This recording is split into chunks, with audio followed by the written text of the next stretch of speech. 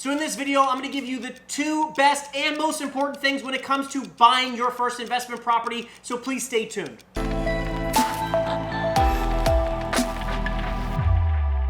had a fantastic conversation with a good friend of mine, and I'm going to tell you all about it in this video. He was looking into buying his first rental property, and basically his biggest concern was he wanted to make sure he found the right property so he doesn't make any of the major mistakes. He didn't want to lose money is the point here, right? So we ended up having this long conversation, and by the end of it, we had the following results for you. How many of you here are looking to buy your first investment property? I'm hoping most of you. And from that, the most important thing that we got from the conversation was that you need to find properties that do the following. Number one, if you are not able to BRRRR the property, buy it, renovate it, re-rent it, and then most importantly, refinance the property, which means that you're buying the property at a discount. If you're not able to find this rental property at a discount, you're probably not going to buy as good of a deal as you can. Now, a lot of you are saying, the market's high, the market's this, the market's that. I'm still buying great deals during this crazy time that we're having. So you need to be patient so that you can find the great deals where you can BRRRR the property. This is one facet. You need to be able to buy it at enough of a discount where you can renovate it and then pull out a majority of your money after it's rented, and the bank will now give you a new loan on it. We'll talk about single family, multifamily, all that kind of stuff in a second.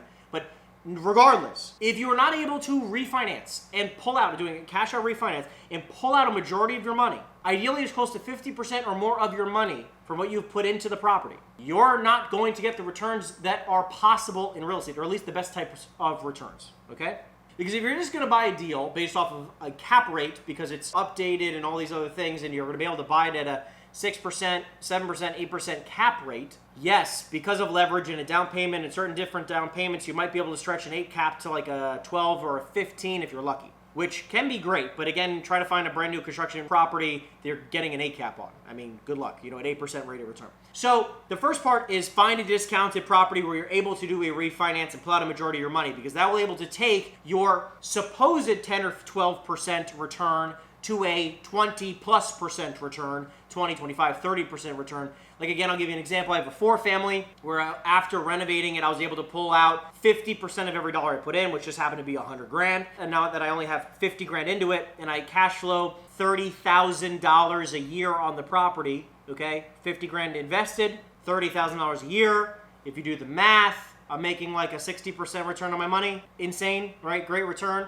60% a year. The way I'm able to do that is because I found a discounted property that I was able to renovate, rent it, and then refinance. Second part that is very crucial, finding a great rental property. Stop trying to do it on your own. The biggest thing and the biggest aha that my friend had was that he doesn't have to invest in real estate alone. And actually, most of the best deals and the most money you'll ever make is sometimes when you do it with partners, because then your risk is diversified, which sometimes will enhance your returns. Because what now you're able to do is you're able to buy more deals. So that means your money can go farther. Because once you refinance, you can put in the next deal, and the next deal, and the next deal, and the next deal. So I'm able to take the same money and move it into 3 deals because I have multiple partners that are not only finding me great deals, but helping me take the amount of money that I have invested in the first deal and lowering that amount of money because we're all sharing in that down payment. Is this making sense? Because with the right partners, like you may have heard from when I was speaking with Steve, you can scale much faster with a lot less risk. Now, don't get me wrong, you obviously have to make sure that your partner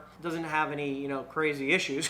Like you want to make sure you vet your partner, make sure that, you talk to the people that they've done deals with before, make sure you understand that, like, listen, just because they're a good person, I would value their principles and morals of a person and how they live life over their experience in real estate, because money changes people, guys.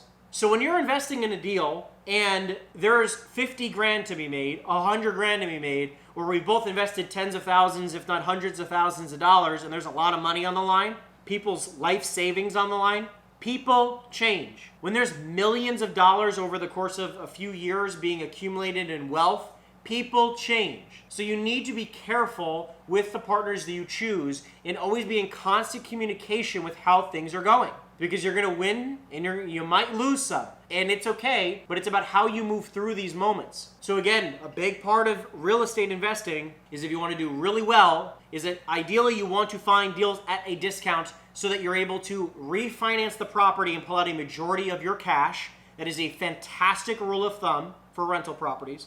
Listen, the faster you can refinance, the better, but ideally you try to look at somewhere under a 2-year window. Now, for the bigger the property, if you're talking 10 units, 20 units, 50 units, or so on, you might need 3, 4, 5 years to turn over all the units or enough of the units and raise the rents on enough units to get a good refinance. However, for a small property, like a 2-family, 3-family, or 4-family, it could be done sometimes in 6 months or a year. My investment partners that I have today have catapulted me faster than I ever thought was ever possible. I've been able to accumulate nearly $10 million worth of real estate in the past year and a half because of my investment partners, okay? When I would have only been able to maybe buy $2 million worth of it based on my own fears, my own limitations, my own, the risks, I gotta be prepared with the risks that I was gonna take, right? However, because we've been able to diversify and split a lot of risk, we've been able to scale a lot faster. Because I know a lot of people who are twice my age where I own a lot more real estate than them, and even some deals I've been $0 out of pocket. But even some of the rental properties I have, I'm $0 out of pocket on some of these deals. Because I've used other people's money to buy the deals, the bank's money to renovate the deals, and then I went to the same bank or a different bank in some cases, refinanced that loan, and I was able to pull out all of the money for and pay off the investors and the previous loan, and there was sometimes a couple dollars left over for me to take. Now again, I could just leave that equity in the deal.